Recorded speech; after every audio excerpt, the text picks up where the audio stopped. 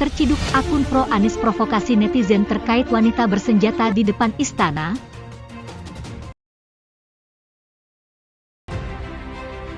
Izin Lampung melaporkan Bandung 1 terjadi orang mencurigakan membawa senpi dan tidak punya identitas jelas. Sudah diamankan oleh personil Gatur dan juga Pas Pampres. Mohon izin Lampung, izin bantuannya. Dari doktrin itulah kemudian akhirnya menyebar ke seluruh dunia dan perempuan-perempuan diajak untuk ikut jadi goblok sama seperti laki-laki kaum teroris itu. Mereka menyumbangkan dirinya, melakukan kekerasan, meledakkan dirinya dan berbagai hal yang membuat kekacauan dalam masyarakat. Wanita ini berjalan kaki menggunakan sejenis cadar ya. Tetapi alhamdulillah nggak tahu pistolnya berisi atau tidak. Kami kemudian berhasil diringkus dan dirampas oleh aparat keamanan, polisi dan Pas Pampres yang sedang berjaga di sini. Ini luar biasa dan saya kira ini adalah indikasi peristiwa yang tidak bisa dianggap sepele dan harus diwaspadai sangat ketat. Kita nggak pernah tahu, tetapi yang kita tahu bahwa kesia-siaan, mereka mungkin tumbuh dengan perasaan sia-sia, lalu mencari pegangan agar hidupnya punya arti. Ternyata pegangannya salah, akhirnya melakukan kesia-siaan lebih dalam lagi, lebih dalam lagi, lebih dalam lagi.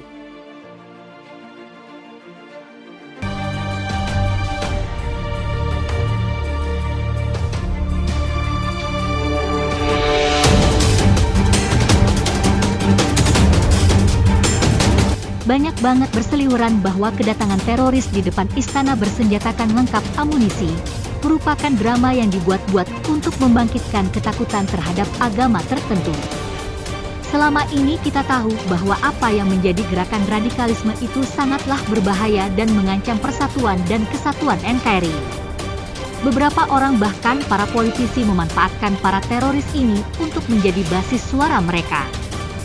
Terorisme, radikalisme juga intoleransi adalah tiga hal yang saling terkait erat dan saling merajut satu sama lain untuk menghancurkan sebuah sistem ketatanegaraan yang baik. Mereka bisa ada di mana saja dan menggunakan apa saja untuk menjalankan dan mencapai tujuan yang mereka inginkan. Salah satunya adalah sistem negara yang berbeda dari apa yang selama ini kita sudah anggap sebagai sistem final, yakni Pancasila dan NKRI. Mereka bersembunyi di balik para politisi dan aparatur sipil negara, juga bahkan beberapa terindikasi ada di tubuh aparat bersenjata. Inilah yang sangat berbahaya dan menjadikan Indonesia terancam. Saya sangat prihatin dengan beberapa kejadian yang terjadi belakangan ini, mulai dari bom Bali dan berefek seperti bola salju sampai bom Sarinah. Beberapa aksi teror yang terjadi pun juga berlangsung dengan begitu mencekam di markas besar Kepolisian Republik Indonesia tahun-tahun kemarin. Lalu tadi pagi ada seorang wanita yang bajunya nggak seksi, nyaris masuk ke pelataran Istana Merdeka. Perempuan ini tatapannya kosong seolah-olah sudah dicuci otak, membawa senjata berjenis VV7 yang merupakan buatan Belgia dengan amunisi penuh. Wanita ini datang dengan senjata itu dan dengan baju yang tertutup seperti ninja. Tapi setahu saya kalau ninja kan pakai samurai, tapi ini pakai senjata yang mungkin dia dapatkan dari tangan teroris lainnya.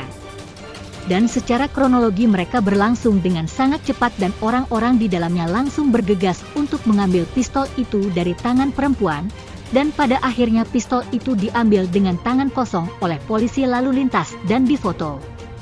Tapi ada sebuah narasi busuk yang dibawa oleh para netizen yang kebetulan suka banget mengendorse tulisan-tulisan dan juga narasi dukungan kepada Anies Baswedan. Seolah-olah ingin mengatakan bahwa ini adalah drama karena ada polisi yang difoto memegang pistol tersebut dengan tangan yang tidak disarung. Narasi liar pun bergulir seolah-olah adanya sebuah konspirasi yang dibuat oleh kepolisian. Orang yang menggunakan akun Twitter dengan nama KKN Perjuangan ID Tanmar 3M menuliskan bahwa Bapak polisi keren dan pegang barang bukti tanpa sarung tangan. Dan narasi dilanjutkan oleh dolar yang saat ini nominalnya buat saya apa yang dikerjakan oleh akun Twitter yang juga bukan kebetulan membela Anies Baswedan adalah sebuah narasi yang sepertinya ingin menganggap bahwa polisi sedang melakukan konspirasi dan reaksi-reaksi dari pendukung lainnya adalah seolah-olah mempercayai bahwa ada konspirasi. Bahkan ada yang menulis untuk meminta Tuhan menghancurkan segala kepalsuan dan penipuan terhadap umat. KKN Perjuangan pun pada akhirnya bungkam dan tidak bisa berdalih lagi. Ada yang mengatakan bahwa ada iklan drama Korea yang judulnya Radikal akan tayang di tahun 2023 sampai 2024. Bahkan banyak yang mengatakan bahwa adanya campur tangan pemerintah dari kedatangan wanita dengan mata kosong itu. Bahkan ada yang membawa-bawa nama kakak pembina dan dianggap ada yang mungkin narasi agama fobia. Buat saya apa yang dituliskan oleh KKN Perjuangan ini adalah hal yang provokatif. Meski dia tidak menyebutkan alasan kenapa polisi tidak menggunakan sarung tangan. Kenapa polisi saat itu tidak pakai sarung tangan? Alasannya sederhana karena itu terjadi secara spontan dan dilakukan oleh polisi lalu lintas. Kalau pakai sarung tangan dulu saya sih nggak kebayang ya ceritanya pasti bakal berbeda. Narasi-narasi semacam ini muncul di Twitter dan mengatakan bahwa ada drama-drama dan film-filman. Dan seolah-olah menganggap perempuan yang terindoktrinasi oleh paham radikal ini sebagai seorang aktor saja. Dari sini kita mulai paham bahwa banyak banget pendukung gerakan radikal SIM yang tidak terlihat di Indonesia dan ternyata muncul mendadak di Twitter. Kalau polisi nyari sarung tangan dulu ya pasti mereka sudah ditembak duluan oleh wanita itu. Yang suka membuat statement pembelaan kayak gini nih termasuk gerombolan mereka yang suka meneror negara dan pemerintah. Statement seperti ini seharusnya bisa dijadikan sebuah statement hukum yang diproses oleh aparat keamanan negara. Bahkan ada yang membawa-bawa nama Muldoko yang kemarin ini ngomongin soal radikal dan hari ini langsung muncul dan Muldoko dianggap sebagai orang yang ahli betul ilmu beliau. Apalagi banyak banget orang yang mengatakan bahwa identitas wanita itu harus dibuka, jangan-jangan cuman petugas parpol yang nyamar seperti penjual es dawet yang muncul dari kader PSI. Bagi saya, narasi ini berbahaya sekali jika diteruskan. Setahu saya kalau ngomongin drama justru kubunya Ratna Sarumpait lah yang jago bikin drama. Yang ngapain mikirin sarung tangan orang, keadaannya darurat banget kok. Gak sempet beli sarung tangan. Akun-akun pendukung Anies Baswedan sangatlah berbahaya di NKRI jika diteruskan untuk ada. Tapi ya bagaimana jika Menteri Komunikasi dan Informatikanya adalah pendukung Anies Baswedan juga?